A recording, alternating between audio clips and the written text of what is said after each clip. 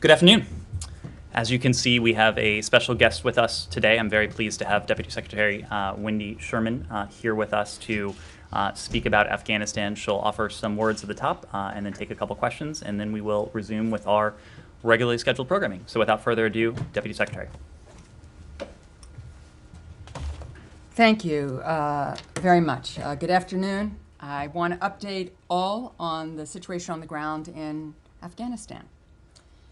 The State Department, I can tell you from personal experience, has been working around the clock to respond to an enormously challenging and fluid situation.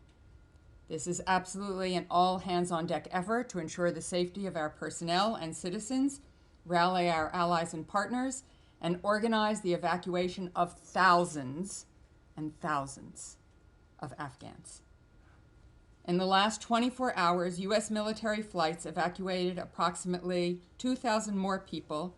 Over the last several days, we have processed more than 4,840 people for evacuation. We have communicated directly with all U.S. citizens who enrolled with Embassy Kabul with specific instructions about when and where to go for evacuation flights. Shortly, we will invite more than 800 Afghan special immigrant visa holders to board flights to the United States. We are beginning to expand our notifications and are expanding them to transmit information about evacuation options to each group.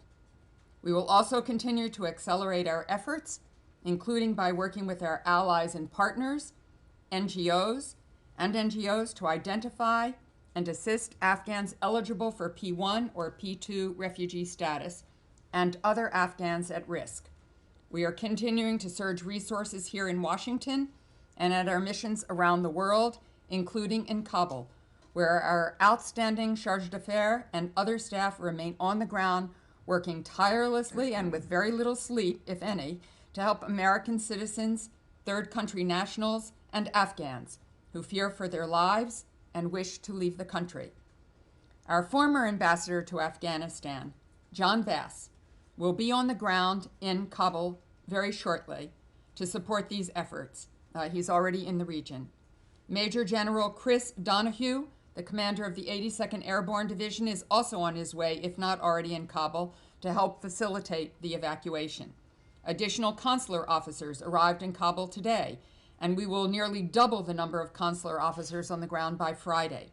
Our diplomatic and military personnel are working in lockstep toward the same goal: to get as many people who want to leave Afghanistan and who are vulnerable to Taliban reprisals because they help the United States and our allies and partners, or who are otherwise at risk because of who they are, or what they do, or what they believe, out of the country as quickly and as safely as possible. The events and images of the last week have been wrenching for all of us. I'm sure for you as well. Thousands of State Department personnel have served in Afghanistan over the last 2 decades, many more than once. An entire generation of diplomats were called to join the Foreign Service after the September 11th attacks. And even those of us who haven't served in Afghanistan ourselves know many who have. The men and women of the State Department have built deep, enduring relationships with Afghan citizens who want the same things that people everywhere want: education and economic opportunity for themselves and for their children, a free press that can speak truth to power, freedom to live without fear of violence or oppression, equality for women and girls, a good life. We will stand with those who have stood with us. From the State Department and across the federal government, we are simultaneously pursuing multiple lines of effort to respond to the situation on the ground in Afghanistan. We are in contact with our locally employed embassy staff and are offering the opportunity to evacuate with their families if they choose to do so. We are continuing to process visas for Afghans eligible for SIV status and their families. For those who are early in the process, we are working with our allies and partners to move them to third countries while their paperwork is completed. We are also urgently accelerating our efforts to assist eligible Afghans under the Priority 1 and Priority 2, P1 and P2 referrals to U.S. Refugee Admissions Program and humanitarian parole. And we are working on our own with our allies and partners and with NGOs to identify and assist other Afghans at risk, including women and girls, human rights defenders, journalists, and other civil society actors. We have seen reports that the Taliban, contrary to their public statements and their commitments to our government, are blocking Afghans who wish to leave the country from reaching the airport. Our team in Doha and our military partners on the ground in Kabul are engaging directly with the Taliban to make clear that we expect them to allow all American citizens, all third country nationals, and all Afghans who wish to leave to do so safely and without harassment. A majority of the world's nations this morning, as of this morning, 109 governments and counting, have come together to underscore the same message. The State Department is tirelessly pursuing diplomatic efforts with our allies and partners in every region of the world to mobilize resources to save Afghan lives. As you know, Secretary Blinken has spoken to more than a dozen of his counterparts in recent days, some of them multiple times. I've been doing the same.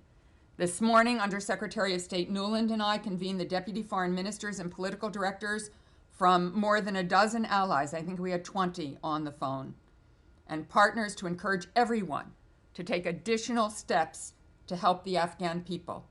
Our ambassadors are working day and night in capitals around the world. Our undersecretaries, assistant secretaries, senior bureau officials, desk officers are doing the same. Our support staff are doing the same. As I said, this is an all-hands-on-deck effort, and we aren't going to let up. On the political front, we saw a very strong statement on Monday from the UN Security Council, including China and Russia.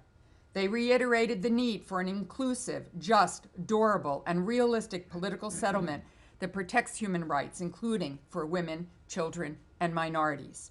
President Biden and Prime Minister Boris Johnson agreed yesterday to hold a virtual G7 leaders meeting on Afghanistan next week. And earlier today, NATO Secretary General Jens Stoltenberg announced he is convening a virtual meeting of NATO foreign ministers on Friday to discuss our common approach. The United States and the international community have also been extremely clear. We remain committed to combating terrorism in Afghanistan and will not tolerate a government that allows Afghanistan to once again become a safe haven for terrorists. As President Biden said, the United States will maintain a laser focus on our counterterrorism mission in Afghanistan and in other parts of the world, and we will hold the Taliban accountable to the commitments they made in the 2020 agreement and those they have made since, that they will not allow terrorist groups that threaten the United States or its allies to operate on Afghan soil. Before I take your questions, I want to speak to a situation that's very personal to me, facing Afghan women and children. Yesterday, the Taliban held a press conference where they claimed they intend to allow women to work and study, but only within what they called their, quote, frameworks. The United States and the international community will be vigilant in monitoring how any future government in Afghanistan ensures the rights and freedoms that women and girls in that country have come to expect. The United States joined 20 other nations this morning in jointly affirming that commitment. As I said, this is personal for me, as it is for many people here at the State Department and across the federal government.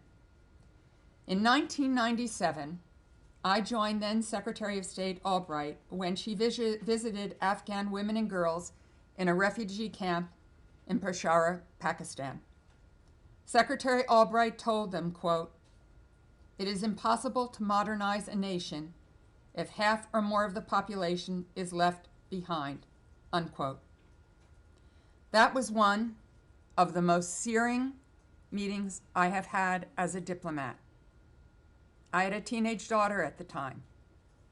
A young teenager told me about watching her sister being raped and thrown out a window. Women who were doctors and teachers and homemakers talked about how they couldn't do and have their lives anymore. That memory will never be wiped from my mind. Societies could not flourish and prosper without the full participation of women and girls back then, and they cannot flourish and prosper without women and girls now. In the last 20 years, Afghan women and girls have embraced their freedom. Millions have gone to school. They have become doctors, lawyers, journalists, parliamentarians, and entrepreneurs. They have built the lives that Secretary Albright encouraged them to imagine all those years ago, and so much more. When I was Undersecretary for Political Affairs during the Obama administration, I traveled to Kabul and to Herat. I met with women and girls in both cities and saw the amazing things they'd accomplished, their talent, their drive, the vibrancy of the society they were working so hard to build. And I have met with Afghan women leaders in my time as Deputy Secretary of State as well, to hear from them about their tireless efforts to educate women and girls. These ambitions, these dreams, and above all the concrete progress they have made for themselves, their families, their neighbors, and their country, are all things I carry with me every single day. The United States and our allies and partners will continue to fight for Afghan women and girls, and Secretary Blinken and the President of the United States join me in that drive. We are working with the international community to help those who are vulnerable who are facing Taliban reprisals to get to safety.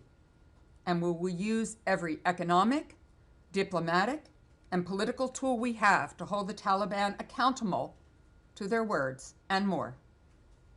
With that, I'll take your questions. Start with Nazira.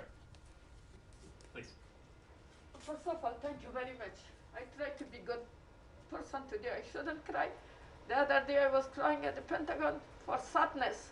Now, thank you very much for your good message for Afghan women. I'm one of them.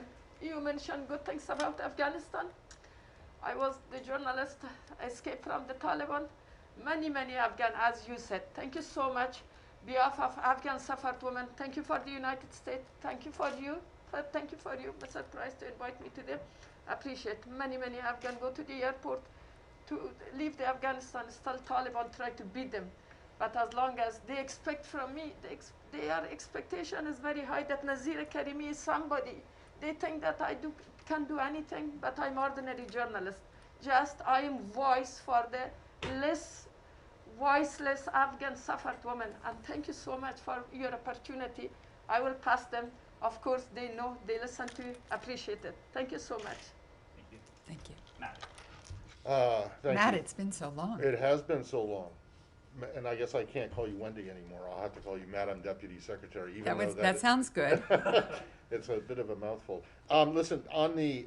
You'll get used to it. Yeah, I'm sure. On the immediate question, you said you're surging the number of consular officers at the airport. People are going in.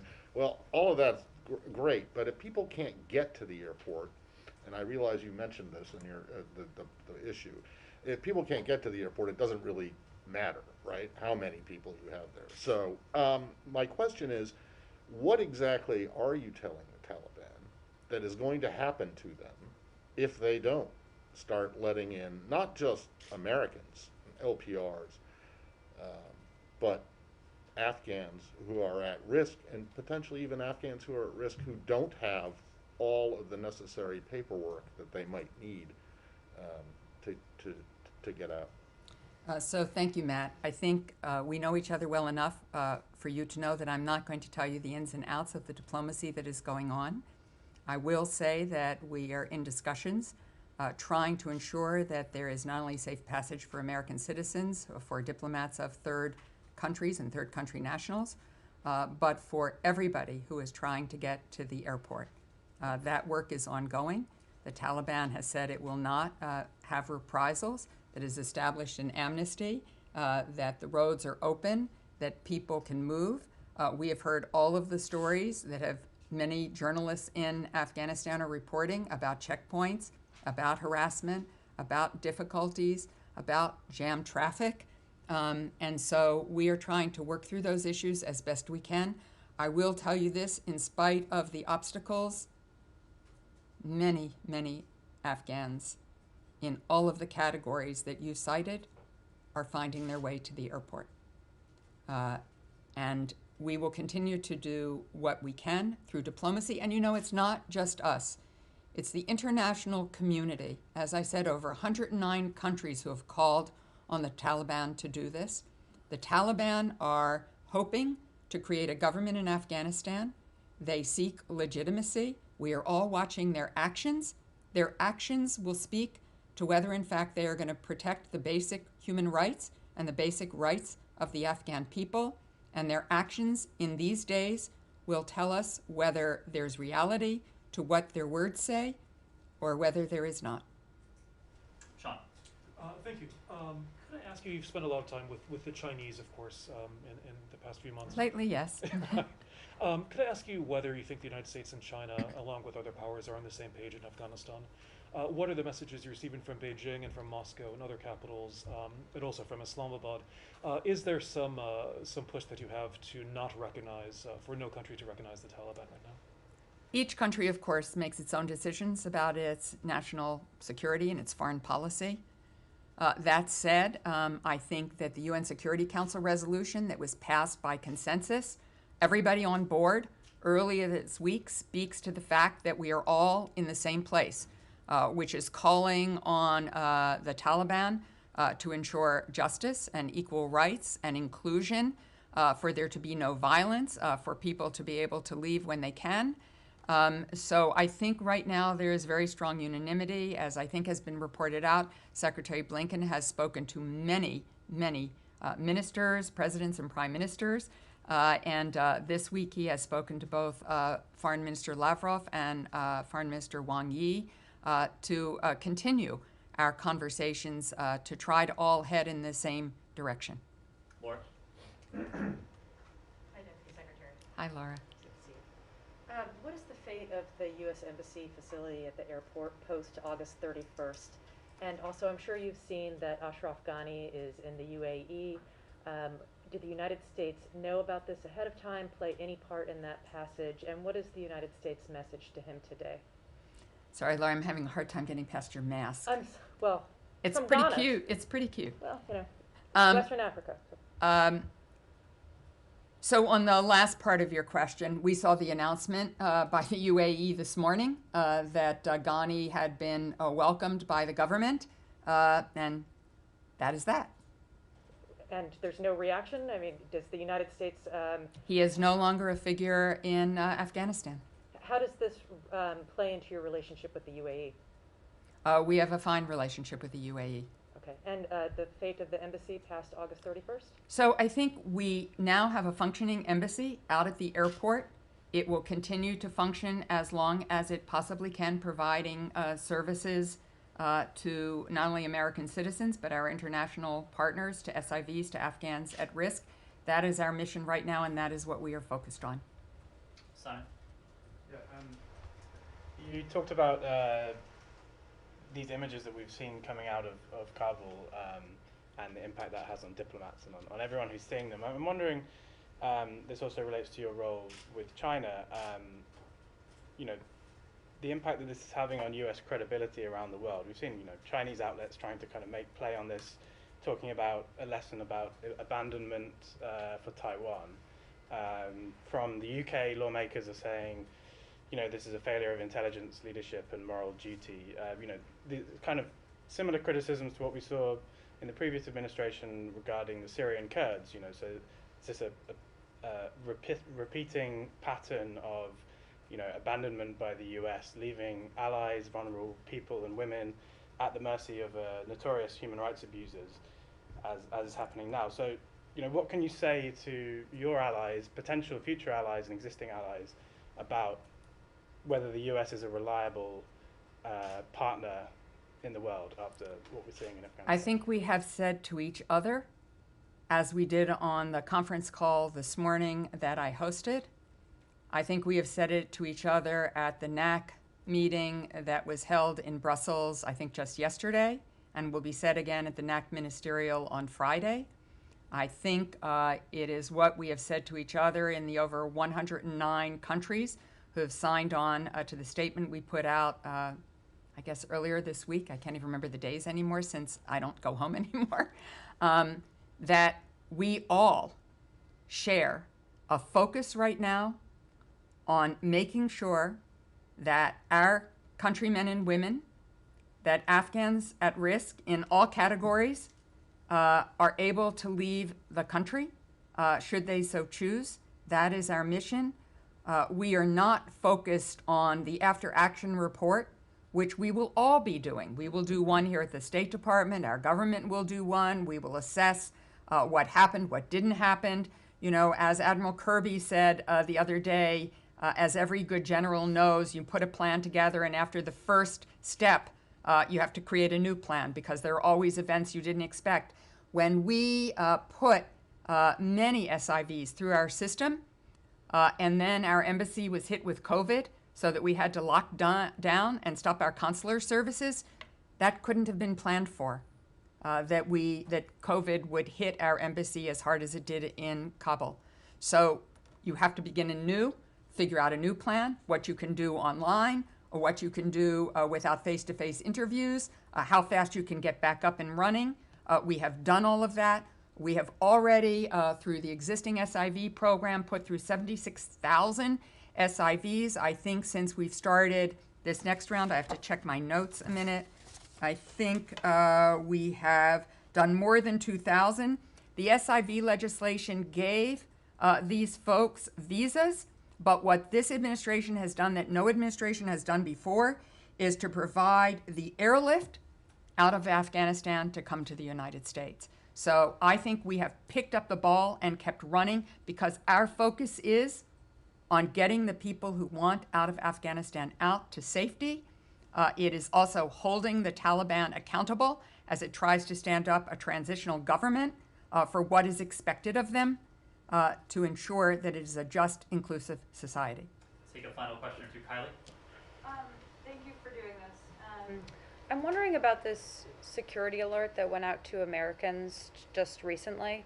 It said that the U.S. cannot ensure safe passage to the airport for those Americans. So I'm wondering what this says about the competency of this mission and also the U.S. confidence in the Taliban's commitment to provide a safe passage to the airport, that you're telling these Americans, you can go to the airport if you want, but you're not necessarily going to get there safely.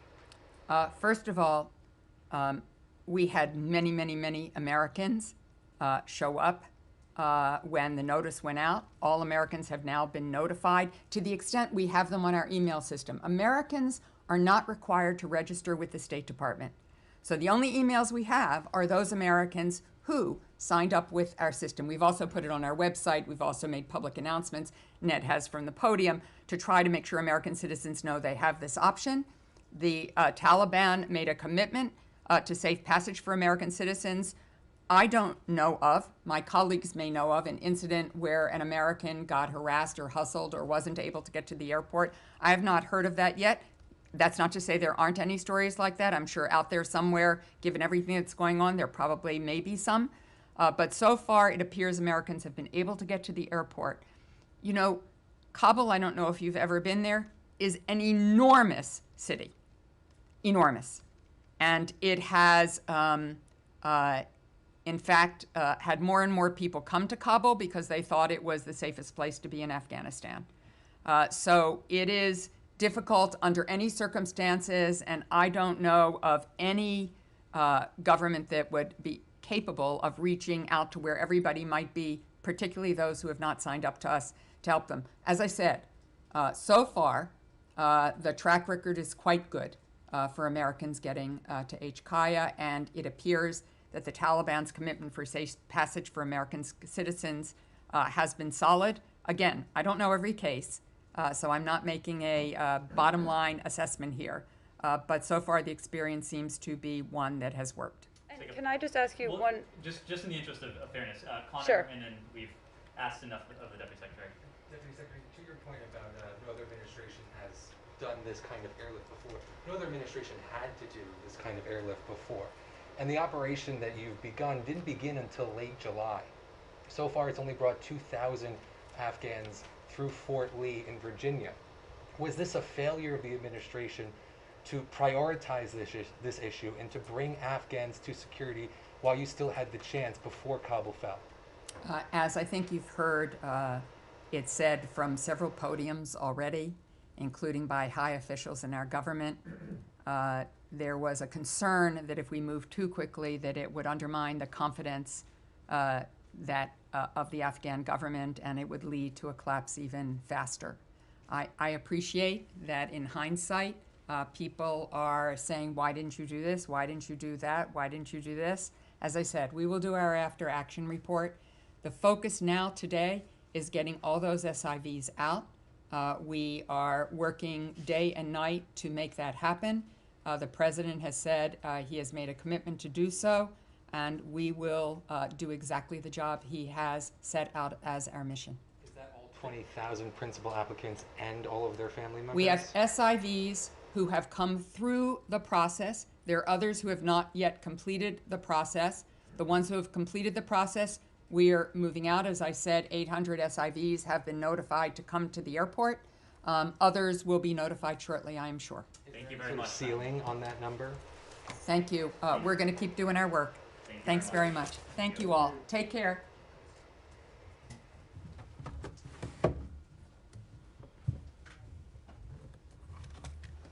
Didn't know it was a door.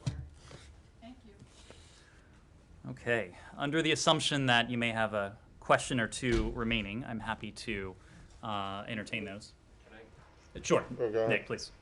just to follow up on a couple of things that Sure. the Deputy Secretary said, what happens after August 31st if your intention is still to go ahead with the complete withdrawal, if you haven't completed a full processing or evacuation of Afghans who want to get out? I'm not just talking about American citizens or SIVs, but that much broader category of potential P1 and P2 applicants, anybody who wants to get out. What happens to them after August 31st?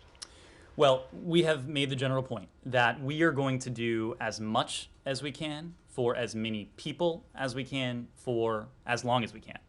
As you know, the president a number of weeks ago indicated, and the Department of Defense indicated, that our military forces would leave Afghanistan by the end of August. I'd make a couple points. Number one, even when we no longer have a military presence in Afghanistan, our humanitarian support for the people of Afghanistan will endure. It will persist. And we've talked about how we have capable partners on the ground, many of which remain present in Afghanistan despite the uncertain security situation, who are able to operationalize that humanitarian assistance. It was just on Monday night, in fact, when President Biden authorized another $500 million in emergency funding. And that would include for internally displaced people in Afghanistan, Afghan refugees in the region, but it also could potentially include funding, for example, SIVs, Afghan SIVs who have relocated to the United States. So it is a funding source that is quite flexible and that we expect to put to good use. Now, back to your question, you asked about August 31st. The fact of the matter is we are going to do as much as we can for as long as we can. If the window is 2 weeks, we will make the most of that window. If the window is slightly longer, we will make the most of that window. We are, in the first instance, always going to prioritize the safety and security of our diplomats on the ground, of the service members who are providing force protection, who are facilitating many of these operations. But we know that with every passing day, we will be in a position to bring to safety, whether through repatriation or transfer to a third country, potentially thousands of additional Afghans. So we know that time is of the essence. We will do everything we can, in the first instance, to make the most of the time we have, but to potentially even explore if there is more time that we may have. And we will do that in any number of ways. You've heard the Deputy Secretary, you've heard me talk about the channels of communication we have, excuse me, with the Taliban. That at first was primarily conducted through Doha. That channel continues to exist. Now we have an additional channel. The U.S. military has a channel with the Taliban as well that Admiral Kirby has talked about with Admiral Baisley. These channels have been constructive.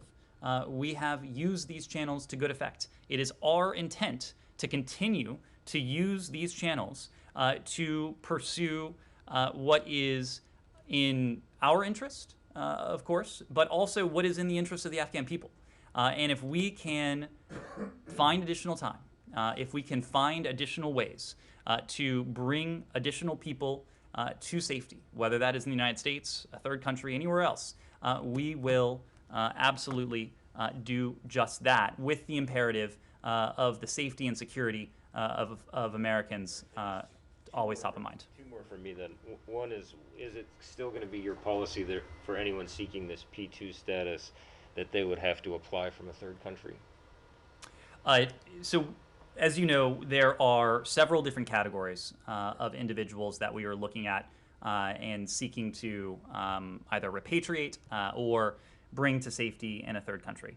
We've talked about, well, first, of course, American citizens, repatriating them. That process is ongoing with the notice that has recently gone out. Our locally employed staff, that is specifically about the group that you mentioned a week or two ago, where you offered to, you were expanding this category, but we had a long conversation about this. That the requirement was that they could only seek that status from a third country. So is that still the case, or is there some sort of humanitarian exemption or other possibility that would allow you to airlift those folks out, or are they going to have to?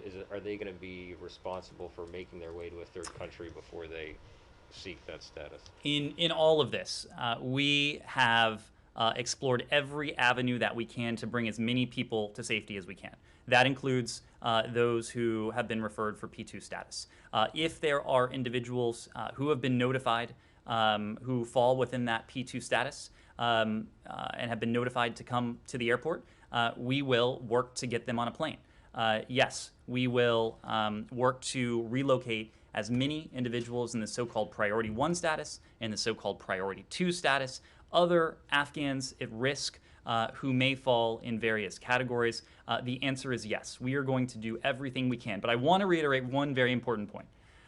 We are being very deliberate in our communications with American citizens in Afghanistan, private American citizens, with the LES community, with the SIV community, with those in other categories to include Priority 1 and Priority 2 U.S. Refugee Admissions Program referrals.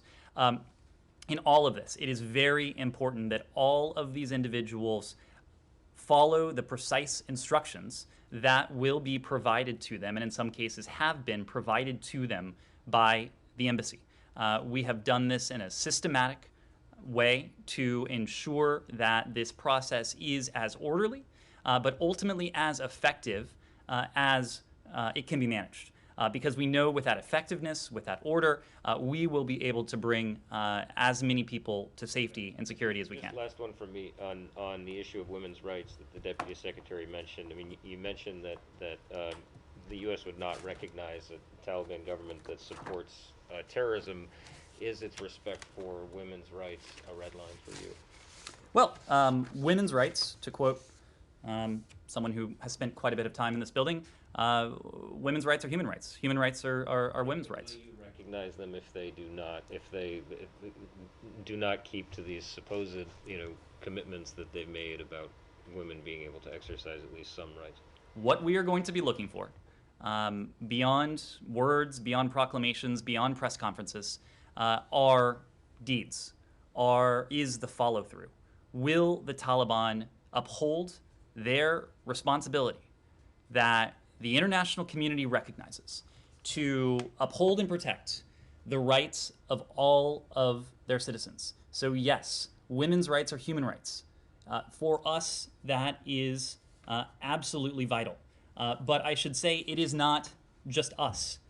This is the broad international community speaking with one voice. We've talked, and you probably don't want to hear me talk anymore, about the UN Security Council press statement that was issued just recently by members of the Security Council, including our closest allies, but also countries with whom we share very little else, including Russia and China. But let me just spend a moment on some other data points. The European Union Minister of Foreign Affairs, ministers of foreign affairs, that is to say the foreign affairs ministers of the EU. Is any of this changing conditions on the ground at all? I mean, you've been reading statements for days here. Rich, this is all part and parcel of our efforts to forge conditions on the ground, to help shape conditions on the ground. Importantly, to send a very clear signal to the Taliban that their behavior, that their actions will have concrete consequences. We can say that. Our partners, our like-minded partners, can say that. But when the rest of the world says that, it does send a very important message. So yes, this is critically important. This is what the State Department does. This is what, in any number of contexts, has helped to moderate the behavior of governments, regimes, forces, the rest of the world over. It's about more than recognition. It's about more than legitimacy. It is a matter of support. It's a matter of carrots. It's a matter of that assistance. But it's also a matter of accountability. And it is making clear to a group like the Taliban that they will be held accountable in meaningful and profound ways should they not do so. So I won't belabor the point, but the European Union, all of their ministers of foreign affairs, put out a statement saying they call on all parties in Afghanistan to respect all commitments made and to pursue further an inclusive political solution.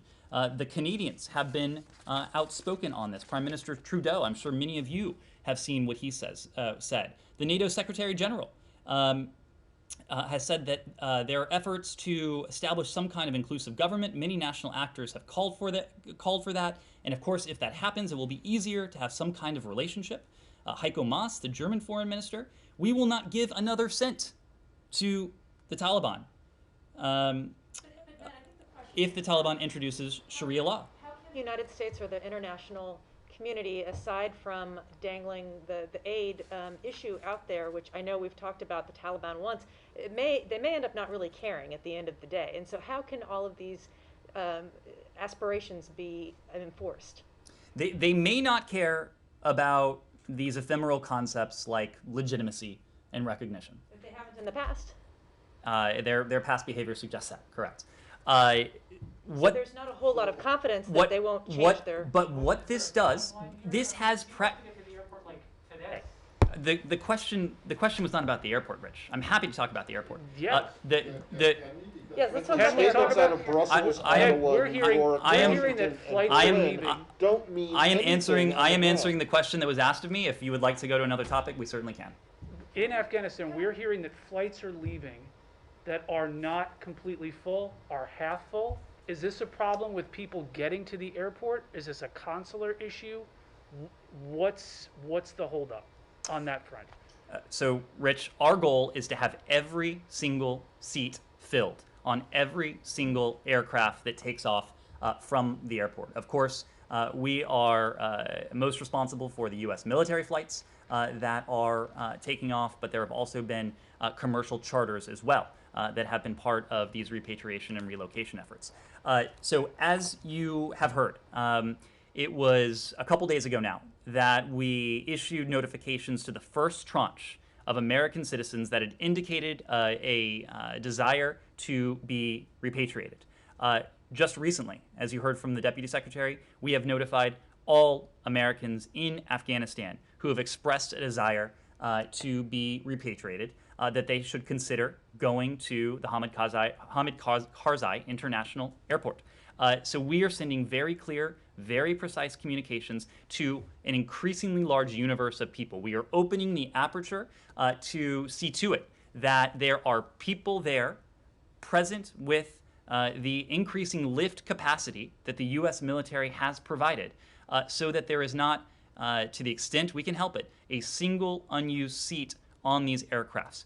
We are shifting our tactics. We are reaching out to a broader aperture of the community of people who may be eligible or interested in relocation. And we expect the number of people who are repatriated or relocated to continue to climb in the coming days. That's certainly our hope. Climb, Kylie. do you have a number that how many consular officials are working on this issue now So, in Kabul? so as you heard from the Deputy Secretary, by Friday we will have doubled. I think it is nearly doubled the number of consular officers who are working this on the ground in Kabul. Let me make one other point. Do you have a number on? Be a little bit more explicit, because doubling from 2 to 4. It is. I can be more explicit. It is not doubling from 2 to 4. It is a Well- larger universe. But as you know, especially in these fluid But in I these mean, are we in these talking fluid dozens? in these fluid security environments, we don't give precise numbers. But I can tell you it is more than doubling from 2 to 4. But let me make another point that is relevant to this. Our embassy in Kabul went on ordered departure on April 27th. The security environment, even then, was fluid. We were taking prudent precautions, minimizing the size of our civilian footprint. With that ordered departure status, the primary functions of individuals at our embassy were really twofold. Number one was security. We were never going to have any fewer security officials than absolutely necessary. But number two was consular officers. So even as we went on ordered departure on April 27th, we actually sent additional consular officers to our embassy in Kabul precisely so that they could work on this challenge of the SIV processing.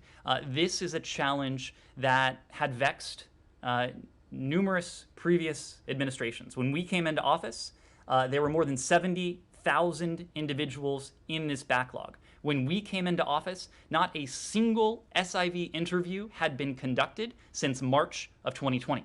Now, of course, COVID had a say in that. It was a difficult operating environment, but within 2 weeks of this administration taking office, those interviews had resumed. We were able to expedite the processing time for SIV applications over that time. We took the number of visas granted from just over 100 to just over 800. 800 people in that, per month. So we were able to do that by surging resources to Kabul, but also surging resources back here because we knew our commitment to these individuals who have stood by us over the past 20 years, that we would need to do everything we could, even in the midst of the COVID outbreak that has been ongoing since March of last year, and the COVID outbreak that the Deputy Secretary mentioned, the COVID outbreak that was profoundly impactful on Embassy Kabul in June and July of this month. Of course, that also had a say in our operations. But we have prioritized this program from day one, and you see that not only in my statements about the priority we attach to that, you see it in the throughput, in the speed with which we have accelerated the processing over time, and you see that commitment now on your television screens almost every single day as we are doing something that no other administration had even conceived of. But let me just finish. An airlift operation to relocate these individuals. The SIV program is about granting special immigrant visas. When it was conceived in Iraq, it was about granting special immigrant visas. When it was conceived in Afghanistan, it was about the same thing. This administration has done something no other administration did by mounting an airlift operation to physically relocate these individuals to begin their new lives in the United States. So our colleague John Hudson from the Washington Post asks if you can answer whether the United States is willing to resettle up to 200,000 Afghan refugees, whether it's SIVs or P2 applicants. This is what refugee groups are asking for. Can the United States commit to that? What we can commit to is to doing as much as we can for as many people as we can for as up to 200,000? for as long as we can. I don't want to put a number on it because we are going to keep running 1,000 miles an hour for as long as we can. That's what we've been doing. That's what we'll continue to do for as long as we can. Barbara.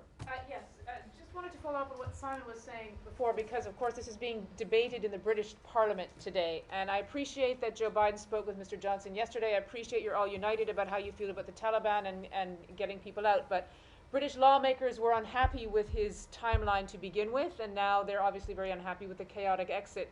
And they've been criticizing what they say is a policy failure that is not only an embarrassment for the United States, but it embarrasses and weakens the West as well as the U.S., and they can't rely on the U.S. like they used to. And how do you respond to that broader point? Obviously, you're working together now, but there's a bigger picture here.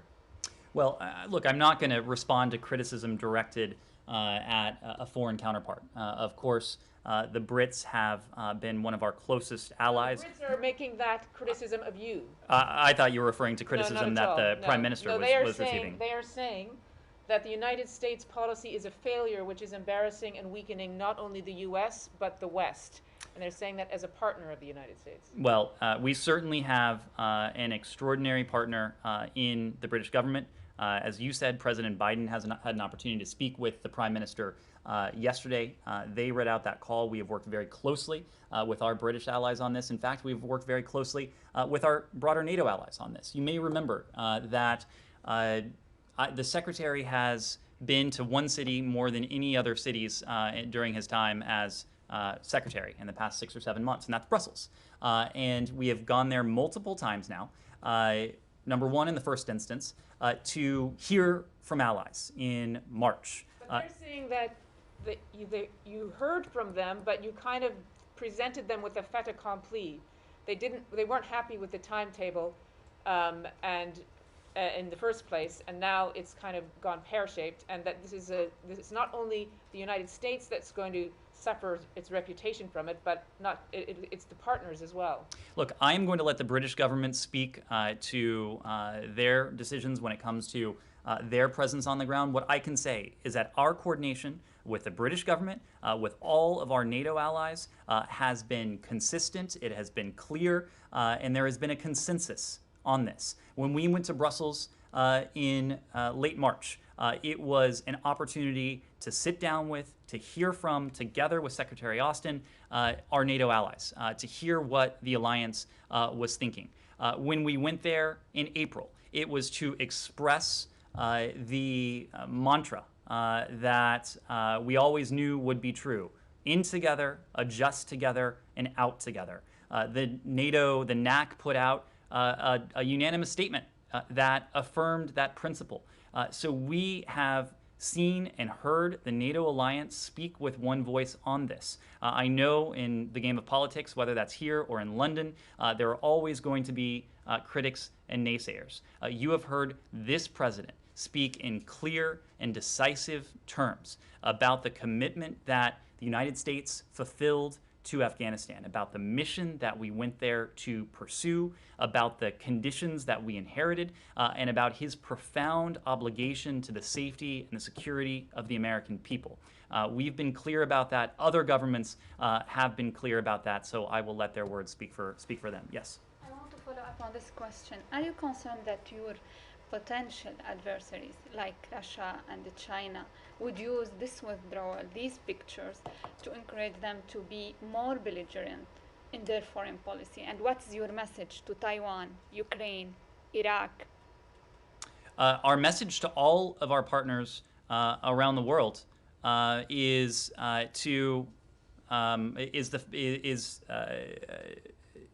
clearly reflected in our actions, in this country's actions, both over the past 2 decades and now. No country has done more, and I've said this many times, no country has done more for the country of Afghanistan, for the people of Afghanistan. No country has done more in the context of Afghanistan to energize and to concentrate the attention of the international community. There is nothing more important to us when it comes to our foreign policy and our diplomacy than our systems of alliances and partnerships. They are unrivaled, they are unparalleled, they are the envy of our adversaries. We know that they are a profound source of strength. That is precisely why you have seen us invest in them.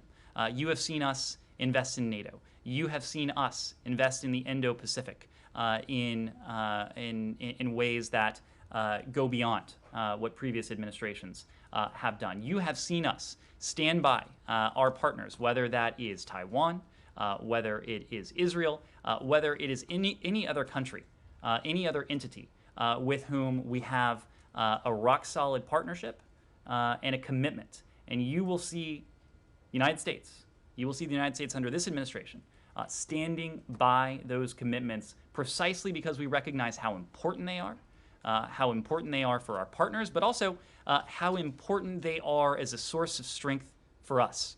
And that is not going to change. I'll take a final question, maybe. Kylie? Yep.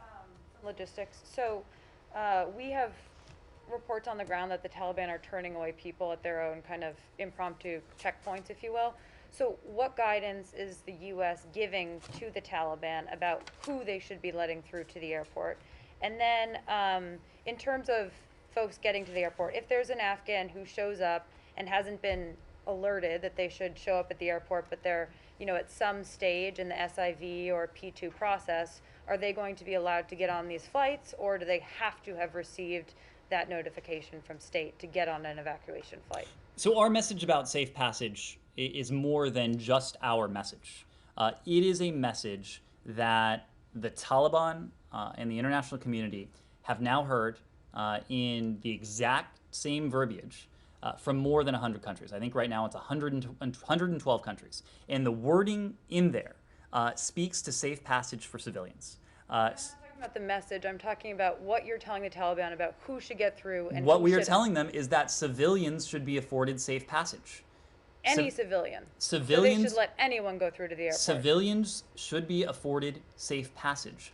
No one's movements, whether it's in Kabul or anywhere else, should be restricted. Safe passage is important for all civilians in Afghanistan.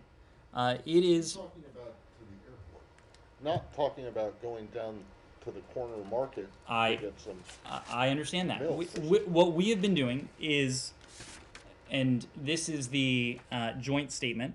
The joint statement makes clear that those in a position of power and authority across Afghanistan who bear responsibility and accountability for the protection of human life and property and for the immediate restoration of security and civil order. Those in positions of power bear responsibility for the protection of human life and property. So you want the Taliban to leave the streets anywhere close to the airport, because if they're preventing people from getting to the airport, they should just leave. Safe passage should not be impeded. We have, for our part, we have been sending very specific and direct messages to those we will be in a position to relocate. Okay. Private American citizens, SIVs, and other vulnerable Afghans. But our message again to all of those who may be in a position to be relocated by the United States is that they should not come to the airport unless and until they receive a specific message from the embassy that they should consider doing so. Just the Deputy Secretary said Go ahead. That the United States would use every diplomatic, economic, and political tool to ensure that safe passage. She did not mention any military tool, which I believe is a condition of making sure that Americans can get to the airport.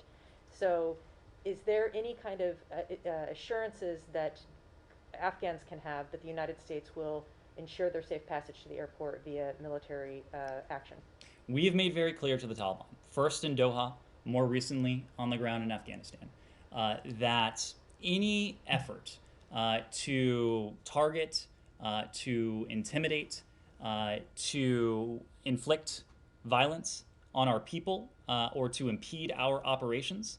We're being Americans, not Correct. Not Afghans. Correct. American operations, the operations that we are undertaking right now to relocate, yes, American citizens, but also the broader categories of vulnerable Afghans, that will be met with a swift and decisive response. We've made that very clear. There's another problem, and that is that there are reports that some people who have gotten through the Taliban checkpoints, but who are manifested on flights, have actually been turned away by the U.S. military.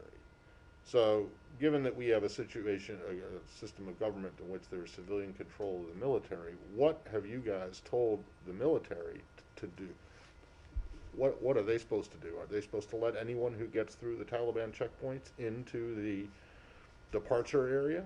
I'm not in a position to go into the interagency back and forth from the podium. What I can tell you is But that, you- but you're happy to go into the fact that you talked to the Taliban, but you're not going to say what you've told the Pentagon to a lot about sensitive ongoing operations. about Afghans who show up, having been told to show up, having been manifested with a seat on the plane, and then being turned away Matt, by American troops.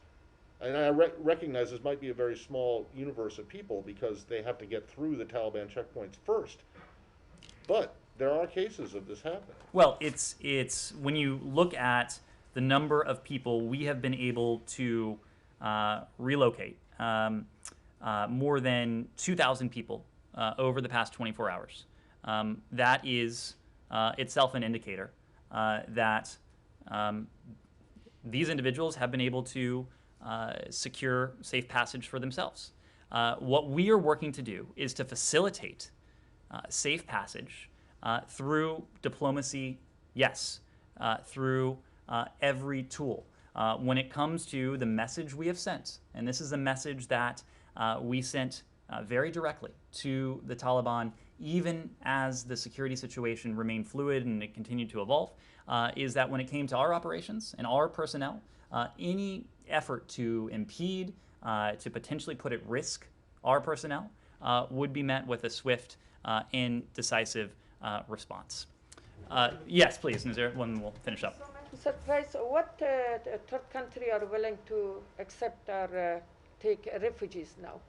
Well, so we have heard, and many of you, I'm sure, have heard, very generous offers of support from countries around the world.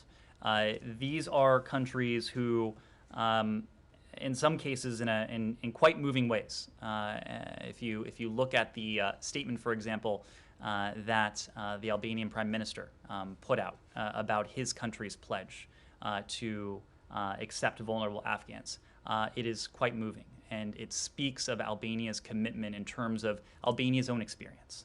Has